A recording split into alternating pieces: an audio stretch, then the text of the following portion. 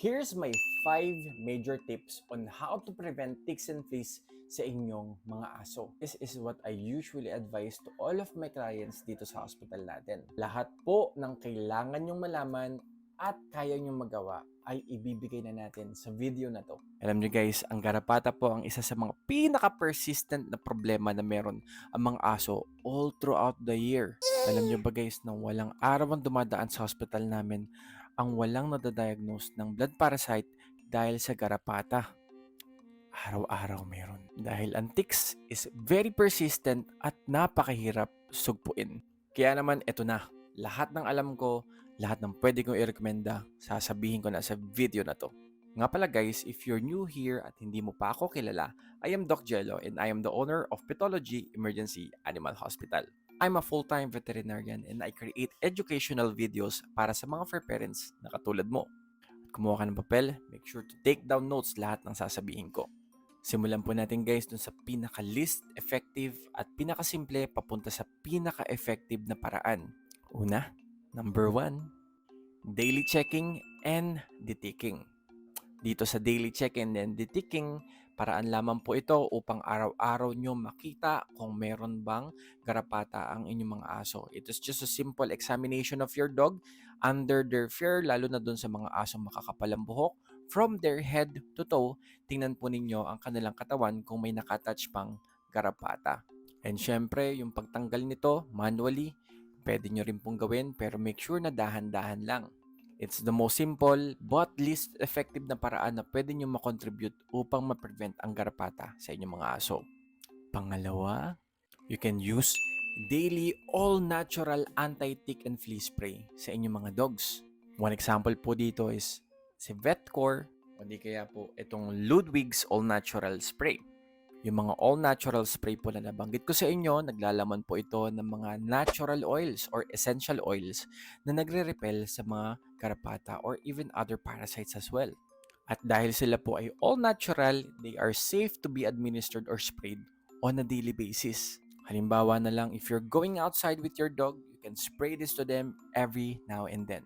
So that's the second part. Pangatlo, I usually advise fipronil shampoo or soap sa inyong mga aso on a weekly basis. Halimbawa po, itong Perfect Fipronil Soap. Meron din po nitong form ng shampoo. Available po ito sa ating yellow basket. So, ito po, usually ginagamit ito on a weekly basis sa inyong mga aso to prevent yung garapata. Fipronil is a proven and effective na chemical na nakakapatay talaga ng garapata sa mga aso. But if you're gonna use it on a weekly basis sa pamamagitan ng sabon o di kaya shampoo, it's gonna be a good addition sa protocol natin upang i-prevent ang garapata sa inyong mga dogs. So medyo pabigat na ng pabigat yung mga binibigay natin. Pang-apat, kung meron po tayong organic base tulad ng Ludwig's or ng Vetcore, what I usually advise sa pang-apat naman is mga chemical-based na spray. One example na lang dito, itong permethrin spray. Ayan siya. Permethrin spray is really effective for your dogs. Yun nga lang, hindi po siya pwedeng gamitin palagian. You can only apply this medication or spray once or twice a month lamang. Kasi nga po, matapang siya. And finally guys, ang ikalima natin ng mga rekomendasyon. Ulitin ko, mga, kasi madami siya. Itong mga produktong sasabihin ko sa inyo guys is talagang registered siya. Ibig sabihin, proven and tested. Ito yung mga allowed talaga ng mga prescription medication na pinoprovide or nire-reseta ng inyong mga veterinarian sa inyong mga aso. Hindi po ito yung mga basta-basta nyo nabibili ng mga product online na bahala na.